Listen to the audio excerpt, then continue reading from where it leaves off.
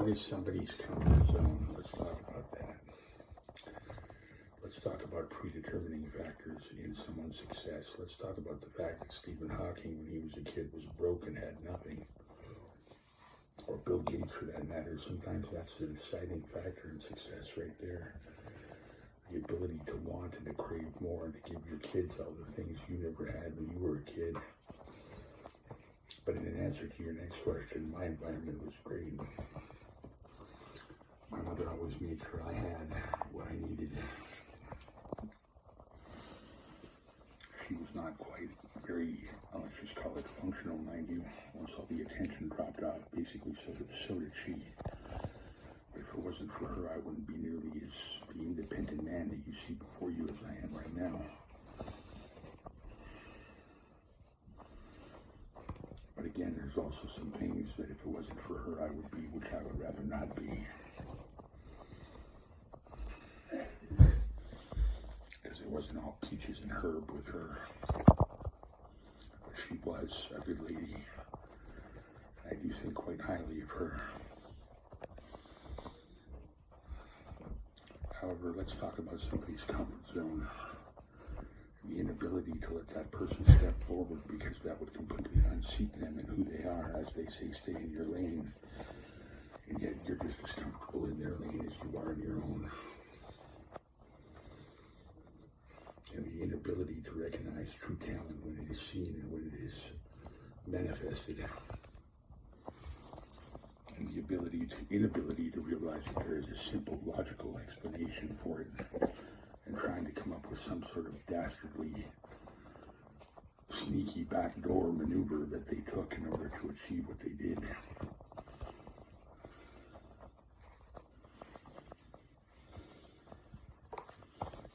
It's all about keeping up, it's all about conceptualizing, it's all about recognizing the fact that reasoning and your ability to discern what is logic and what is junk, and the ability, if you think about it logically, to figure out that what I've said all is very true, and realize that there is no way on God's green earth that I had ever made a deal with Satan. I would never do that for any amount of money, and then I made it through this on my guts and my smarts and my ingenuity and on my chutzpah. That I am a Sigma male through and through,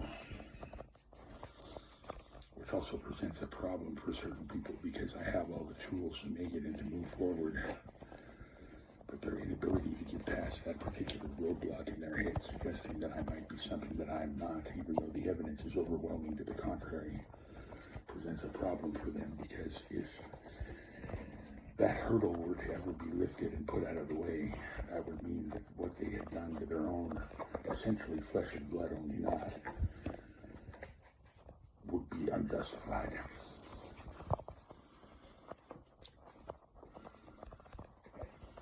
And somebody stating, gotta have it, take a number, wait in line, get in the back. Trust me, talk to the people that have already been waiting for a while. They'll tell you that it's not all it appears to be.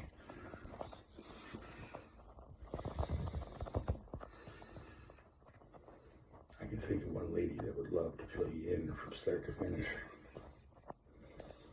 And somebody who said tomorrow is today, and today is right now, my time is now. And if you can get past all the sabotage and everything else, then perhaps a quick trip to McDonald's might be out of the question, but nevertheless, that might have won over a lady's heart, perhaps, maybe, or not. Notice how that McDonald's was sarcasm, because I'm able to discern what is sarcasm and what is not. That presents a whole problem for the artistic thing.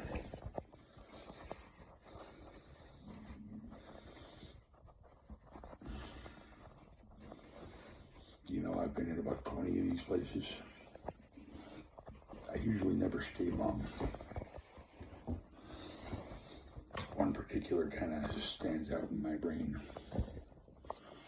They had a wing full of convicts, and they had a wing full of people that were essentially there for murder because they were running coke for the Mongols, Hell's Angels, because they had killed 5 to 10 to 20 to 15 people. Some of them were there on a life sentence, some of them were there for parole. Why they were there is not important. What matters is these were very dangerous people. And I've told this story before, but pay attention because there's a point here. They started yelling at me and telling me to get them this and get them that and get them everything else. So one day I just told them to go fuck themselves. And they had a problem with that. So the intimidation started, but I wouldn't back down, not one little bit. And things got steadily worse, and then they got better. Because one particular gentleman saw me outside, and he was a psychopath, self-admitted. I think he was a narcissist or something. And he walked up to me and he goes, "Can I bum a smoke?" And he thought I was going to jump back and stutter, and we all fucking, but I didn't. And when the whole conversation had concluded itself, he went, "Ah," thinking that I was going to jump back, and I didn't. And he shook his head and put his head down and walked away. And I heard out later that he told the rest of the guys, "Just fucking leave him alone. The kid freaks me out to no end." You know, you make a decision in your life that eventually you're just not going to take crap anymore. That you're not going to take shit, that you're going to do what you got to do to just move forward. And damn anybody that gets in your way. Because worse comes to worse. You get hurt, but you've been hurt before. The pain's not so bad anymore. In fact, you've kind of learned to like and appreciate what it has to offer. So you keep pushing and you keep moving forward, and you won't back down an inch for anybody, because you feel like if you do, that means that somebody's going to run over you for the rest of your natural fucking life. And your self-esteem and who you are as a person just can't handle that. So eventually you just make that conscious decision that that's who you are. That you are that guy, and you figure out how to control that little voice in your head that says, "Don't do this," and to shut him off. And then you go out and you do what needs to be done. And you know, I've got lots of people that want to mock me and want to say, "Well, this isn't true," or "That isn't true." Well, you weren't there. And as much as you want to intimidate me or try to rent space free in my head, that's not going to happen.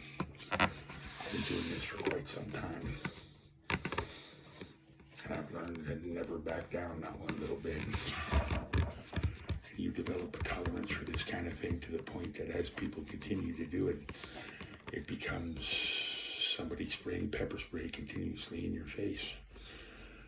And eventually you build up a tolerance for it, and it's just kind of like pepper on your eggs eventually. Pain don't hurt anymore.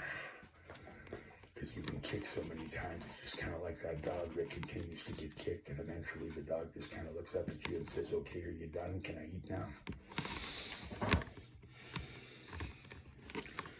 And I've said this before, eventually people just look at something as attention, and that's the only kind of attention that they get, and that goes for animals too, so eventually they just accept it.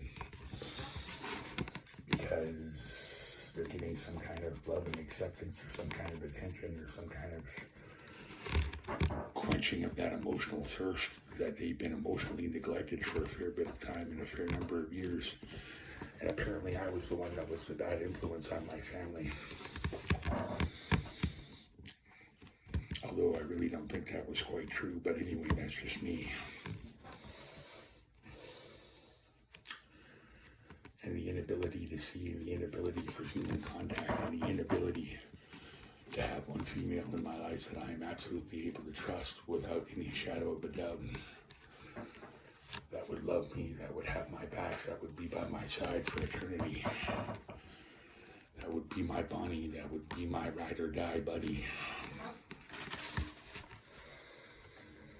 See, in the ideal circumstance, I believe that I already have that. However, it would have to preclude the fact that that person would continually balance someone else on the stick along with me. And I mean, fuck's greater good, because on the whole, when I have a wife in my life, I expect her to be loyal to me and loyal to me alone. And I know that that's not maybe ideal for certain people, but that's the way I see it. I don't want to sleep with somebody that's sleeping with 2 to 3 other people. And I get that might be a deal breaker, and somebody's rules may not apply to them as much as they apply to me. But in this case, I'm afraid I'm going to have to be insistent for the simple fact that I can't handle being attached to somebody that is literally throwing around words like I love you and things to that nature, and then going out and showing me that that is not the case by taking those vows that we mentioned during marriage, during that ceremony, and completely just trashing them.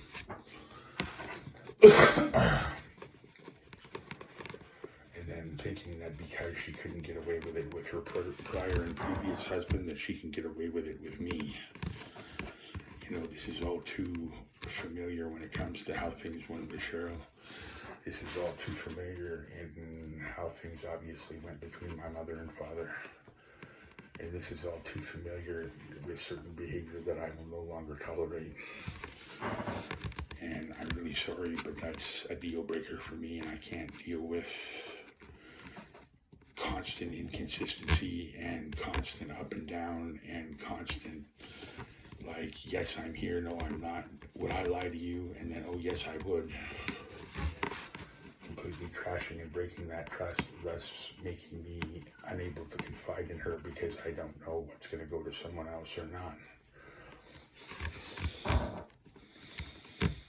And only one reason that bond would be broken is A, she wants to put me towards someone else, which I think I have a good idea as to who that might be, and B, she wants to break this connection totally, utterly, and completely. Yet she wants to remain here because I have something in which she craves, and it almost seems like people are learning from me and not the other way around, and trying desperately to goad me into getting on here and saying my piece so that they can pick up some sort of new piece of knowledge. That is really kind of funny because for years everybody said, well, he doesn't have shit upstairs. And I'm sorely proving them wrong and not to the contrary, but anyway, that's a completely different story. I stayed quiet for years out of low self-esteem and because I had had enough with the abuse and all the other shit. And the fucking mental abuse and the fucking everything else, and how great is Jordan and how great is this and how great is that. And I'm like, you know what, if I speak up, I've got the right answer, but why bother? Why fucking bother?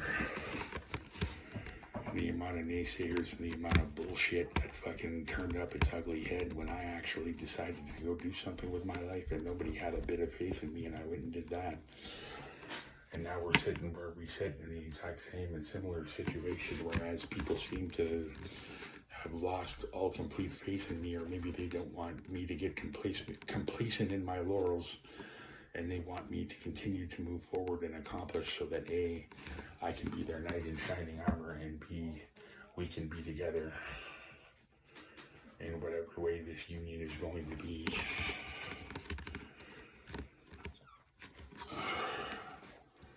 But the other night I had a very bad dream. I was in a position where I had made a fair bit of money and I was doing quite well for myself, and I had a wife and I knew who it was. And I woke up at 3 o'clock in the morning and I could hear her and someone else in the next room. And sitting there, I felt so empty, so hurt, and so alone that I could not, in good conscience, continue with what was going on. So I packed up my bags and I left. An empty, loveless marriage is an empty, loveless marriage, and for someone to simply say that they would be my alibi for something that does not exist to begin with is utterly and hopelessly pathetic. And the fact that you seem to want to label yourself as crazy or not stable is not really a good excuse, because you seem quite lucid to me. You're lucid enough in any event. And I believe you might be one of those people that are hiding behind that label. But in any event, that's another story.